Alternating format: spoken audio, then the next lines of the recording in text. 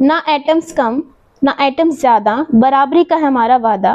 Chemistry के अंदर partiality नहीं चलती, इसीलिए हम रिएक्शंस के अंदर एटम्स को बैलेंस करते हैं। तो चलिए आज हम बैलेंसिंग सीखते हैं, लेकिन उससे पहले मैं आपको बता दूं कि केमिकल रिएक्शन को कैसे लिखना है। लास्ट वीडियो में हमने पढ़ा था केमिकल रिएक्शन की कंडीशंस। आज हम पढ़ते हैं केमिकल रिएक्शन को लिखना कैसे है। तो उसके लिए हमें लेफ्ट हैंड साइड में लिखना है रिएक्टेंट और राइट हैंड साइड में लिखना है प्रोडक्ट, और बीच में कैरो आएगा जिसके ऊपर हम कोई भी कंडीशन लिख सकते हैं जो भी हमने एनर्जी की फॉर्म अपने रिएक्टेंट्स को प्रोवाइड की है रिएक्शंस के दौरान। अब यहाँ पर ध्यान रखें, कुछ बच्चे रिएक्टेंट और प्रोडक्ट के बीच में इक्वल टू 2 का साइन डाल देते हैं। इक्वल टू का साइन मैथ्स में आता है, केमिस्ट्री में साइंस में हम एरो डालते हैं। अब मैं आपको एक एग्जांपल देती हूँ। मान लीजिए आपको टी बनानी है, तो टी हमारा क्या हो जाएगा, प्रोडक्ट। अब इस प्रोडक्ट को बनाने के लिए हमारे क्या क्या रिएक्टेंट यूज होंगे, वाटर प्लस टी लीफ चाय पत्ती, ये हमारे रिएक्टेंट्स हो जाएंगे। शुगर, ये हमारे रिएक्टेंट्स हो जाएंगे। और इसके अलावा हमने इसको क्या दिया, हीट। हीट को हम ऐसे भी लिख सकते हैं, हीट के लिए हम एक ट्रायंगल का साइन भी यूज करते हैं। तो हमारा प्रोडक्ट बन जाएगा जो है टी। तो हमने एक प्रोसीजर को, जो टी बनाने का प्रोसीजर है, उसको हमने एक रिएक्शन की फॉर्म में लिख दिया है। ये तो हमने अपनी कॉमन जो रूटीन है उसको लिखा है, लेकिन अगर हमें रिएक्शंस को लिखना है तो कैसे लिखेंगे। For example, hydrogen plus oxygen, आपको पता है कि हाइड्रोजन और ऑक्सीजन मिल करके वाटर की फॉर्मेशन करते हैं, तो हम वही रिएक्शन को यहाँ पर लिख रहे हैं। हाइड्रोजन प्लस ऑक्सीजन क्या बनाते हैं, वाटर। तो ये हमारी एक केमिकल रिएक्शन है, लेकिन ये हमारी जो रिएक्शन है ये हमने वर्डिंग फॉर्म में लिखी है, वर्ड फॉर्म में लिखी है। केमिकल फॉर्मूले की फॉर्म में भी हम इसको लिख सकते हैं। हाइड्रोजन का फॉर्मूला H2, ऑक्सीजन का O2 एरो, और वाटर का फॉर्मूला H2O। तो हम इसको इस तरह से लिखते हैं बस। बट इस रिएक्शन में एक कमी है, ये रिएक्शन अभी इनकम्प्लीट है। ऐसा क्यों है, क्योंकि ये रिएक्शन बैलेंस नहीं है। और मैंने आपको वीडियो के स्टार्टिंग में बताया था कि केमिस्ट्री के अंदर पार्शियलिटी नहीं चलती, हमारी रिएक्शन बैलेंस होनी चाहिए। तो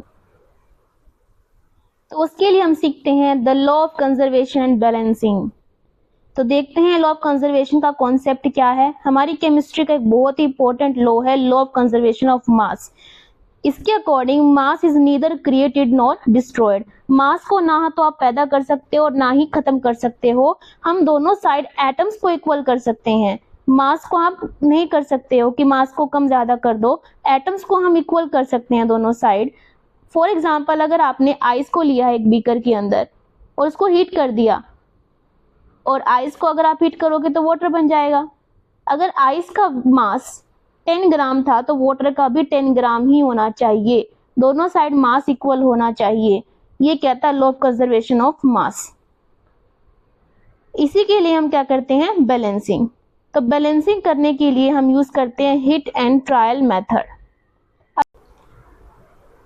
फॉर एग्जाम्पल, हमारे पास यही इक्वेशन ले लेते हैं हम, H2 plus O2 gives H2O।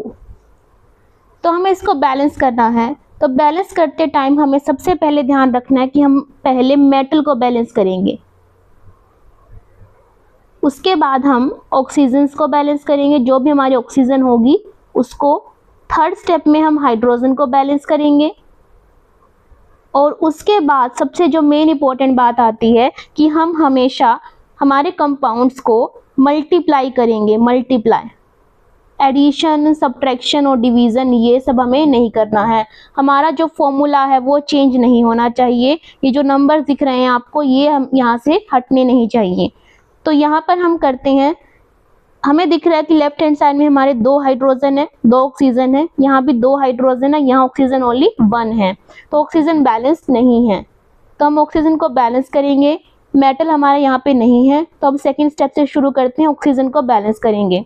तो ऑक्सीजन हमारे यहाँ 1 है, यहाँ 2 है, तो हम इसको 2 से मल्टीप्लाई करेंगे, और नंबर हमेशा आपका यहीं लगेगा फ्रंट में। इसको हम बोलते हैं कोफिशिएंट। कोफिशिएंट्स बोलते हैं हम इसको, और ये हमेशा फ्रंट में लगते हैं, ऊपर नीचे पीछे नहीं लगते, यानी आगे की तरफ लगाने हैं आपको। तो ऑक्सीजन हमारे 2 हो गए, हाइड्रोजन कितने हो गए, 2 2 जा 4, तो यहाँ पे हमारे कितने हो जाएंगे, 2 2 जा 4, तो यहाँ भी हमें इक्वल कर देने हैं मल्टीप्लाई करके। तो इस तरह से रिएक्शंस को बैलेंस करना है। चलिए ये ऊपर वाला एग्जाम्पल उठा लेते हैं, इसको हम बैलेंस करने की कोशिश करते हैं। Fe plus H2O gives Fe3O4 plus H2। तो सबसे पहले हमें क्या करना है, मेटल को बैलेंस करना है। तो मेटल क्या है यहाँ पर, आयरन। तो यहाँ पर 3 Fe है, यहाँ पर 1 Fe है, तो हम इसको 3 से मल्टीप्लाई कर देंगे, क्योंकि 1 को 3 से मल्टीप्लाई करने पर 3 आता है, तो दोनों साइड आयरन बैलेंस हो जाएंगे।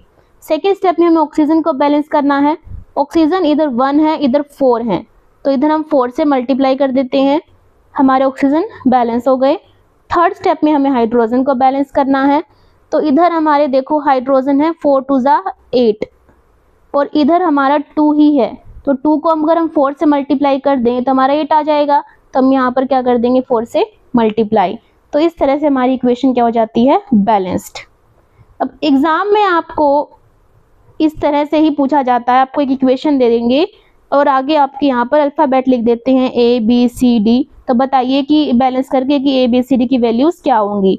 तो आपको कोई भी ये नहीं कहेगा कि टेबल बनाकर डिटेल में समझाएं आप, तो आपको सिंपल इक्वेशन बैलेंस करनी आनी चाहिए। चलिए एक एग्जांपल और कर लेते हैं जो आपके NCERT बुक में दिया हुआ है। मैग्नीशियम रिबन की जो एक्टिविटी है, जिसके अंदर हम क्या करते हैं, मैग्नीशियम को ऑक्सीजन की प्रेजेंस में बर्न करते हैं, मैग्नीशियम रिबन को। तो मैग्नीशियम प्लस ऑक्सीजन क्या बना लेता है, मैग्नीशियम ऑक्साइड।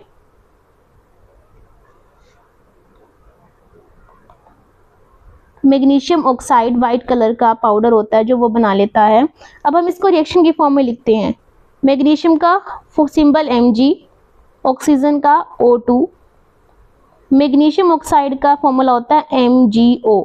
अगर आपको फॉर्मूलेस बनाने नहीं आते तो मैंने एक डिटेल वीडियो बनाई है, how to write chemical formula, उसको ज़रूर देख लें। तो Mg plus O2 gives MgO। अब यहाँ पर देखो, यहाँ मैग्नीशियम 1 है, यहाँ भी मैग्नीशियम 1 है, यहाँ ऑक्सीजन के 2 एटम हैं, यहाँ ऑक्सीजन का ओनली 1 एटम है। तो हम ऑक्सीजन को बैलेंस करने के लिए यहाँ पर क्या लगा देंगे, 2। अब यहाँ पर 2 लगाने की वजह से मैग्नीशियम यहाँ पर 2 हो गए हैं, क्योंकि 2 नंबर दोनों के लिए होता है। अगर हम कंपाउंड आपका इस तरह से जिसके अंदर 2 एलिमेंट हैं, 3 एलिमेंट हैं, तो जो भी नंबर लगेगा वो सबके ऊपर असर डालेगा।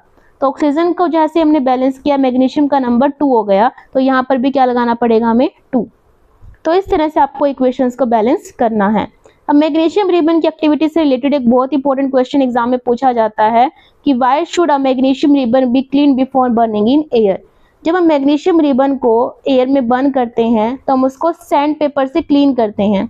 सैंड पेपर एक रेगमार होता है जो पेंटर्स यूज़ करते हैं वाइट वॉश के टाइम पर दीवारों को साफ़ करने के लिए, वैसा ही हम मैग्नीशियम रिबन को साफ़ करने के लिए यूज़ करते हैं बर्निंग से पहले। ऐसा क्यों करते हैं, क्योंकि मैग्नीशियम ऑक्सीजन के साथ रिएक्ट कर लेता है। मैग्नीशियम बहुत ही रिएक्टिव एलिमेंट है और ये ऑक्सीजन के साथ रिएक्ट करके मैग्नीशियम ऑक्साइड की लेयर बना लेता है। अगर उसके ऊपर पहले से मैग्नीशियम ऑक्साइड की लेयर बनी होगी तो वो रिएक्ट नहीं करेगा, वो बर्न नहीं होगा। तो इसलिए उस लेयर को हटाने के लिए हम मैग्नीशियम रिबन को क्लीन करते हैं, ताकि हमारा जो मैग्नीशियम है वो अच्छे से बर्न हो पाए। तो ये था हमारा एक इम्पोर्टेंट क्वेश्चन। सेकेंड क्वेश्चन आपके लिए, right the balanced equation for the following chemical reactions. In reactions के लिए आपको बैलेंस्ड केमिकल इक्वेशन लिखनी है। तो सबसे पहले हाइड्रोजन का फॉर्मूला H2 प्लस क्लोरीन का Cl2, क्या बनेगा, हाइड्रोजन क्लोराइड HCl। तो बैलेंस कीजिए इसको, यहाँ 2 हाइड्रोजन, यहाँ 2 क्लोरीन, यहाँ पर 1 हाइड्रोजन, यहाँ पर 1 क्लोरीन। अगर हम यहाँ 2 लगा देंगे तो दोनों बैलेंस हो गए, एक तीर से 2 निशाने, हाइड्रोजन भी क्लोरीन भी। सेकेंड एग्जाम्पल, कैल्शियम ऑक्साइड का फॉर्मूला होता है CaO प्लस वाटर का H2O। कैल्शियम ऑक्साइड का फॉर्मूला CaO होता है। अगर आपको नहीं पता कि ये कैसे बना है, आप मेरी डिटेल वीडियो में देख सकते हैं, वहाँ मैंने अच्छे से समझाया है। कैल्शियम हाइड्रोक्साइड का CaOH ट्वाइस। अब इसको बैलेंस करें, यहाँ 1 कैल्शियम, यहाँ 1 कैल्शियम, यहाँ एक ऑक्सीजन 2 गए, यहाँ ऑक्सीजन 2 गए, यहाँ हाइड्रोजन 2 है, यहाँ भी हाइड्रोजन 2 है, तो ऑलरेडी बैलेंस है। तो इस तरह से आपको इक्वेशंस को लिखना है। थर्ड क्वेश्चन है, ये बहुत इंपॉर्टेंट क्वेश्चन, एग्जाम में बहुत बार पूछा गया है। Why do we balance a chemical reaction, name and state the law that suggest the balancing of chemical equation. हम केमिकल इक्वेशन को बैलेंस क्यों करते हैं? अब आप यहाँ पर ये नहीं कहोगे कि मैम आपने कहा था कि केमिस्ट्री में पार्शियलिटी नहीं चलती, वहाँ पर वो आपको समझाने के लिए आंसर में आपको क्या लिखना है कि केमिकल इक्वेशन को हम बैलेंस इसलिए करते हैं ताकि हम लॉ ऑफ कंजर्वेशन ऑफ मास को सेटिस्फाई कर सकें, जिसके अकॉर्डिंग स्टेट भी करना है। स्टेटमेंट क्या है? Mass can neither be created nor be destroyed in a chemical reaction. Mass को आप ना तो क्रिएट कर सकते हो ना ही डिस्ट्रॉय, तो ये इसकी स्टेटमेंट है। अब मैंने आपको भी बताया था कि केमिकल रिएक्शन जब एग्जाम में पूछी जाती हैं तो इस तरह से पूछी जाती हैं।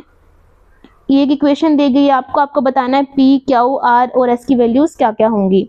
तो सबसे पहले हम इस इक्वेशन को एक बार लिख लेते हैं। Aluminium plus water gives aluminium oxide plus hydrogen. सबसे पहले क्या करना, हमें मेटल को बैलेंस। यहाँ 2 एल्यूमिनियम एटम है, यहाँ 1 है, तो यहाँ 2 से मल्टीप्लाई कर देंगे। सेकेंड स्टेप में हमें ऑक्सीजन को बैलेंस करना है। यहाँ 3 ऑक्सीजन है, यहाँ पर 1 ऑक्सीजन है, तो इसको हम 3 से मल्टीप्लाई कर देंगे। ओके, हाइड्रोजन को बैलेंस करेंगे। अब यहाँ 3 2 जा 6 हो गए, यहाँ पर 2 ही है, तो इसको हम 3 से मल्टीप्लाई कर देंगे। तो P, Q, R, S की वैल्यू क्या आ गई? इनकम कोफिशिएंट्स बोलते हैं जो हमें नंबर हमने यहाँ पर लगाए हैं। तो P की वैल्यू हो गई 2, Q की वैल्यू हो गई 3, R की 1 क्योंकि कोई नंबर ही नहीं है, और S की 3। ठीक है, ये Q की वैल्यू 3 है।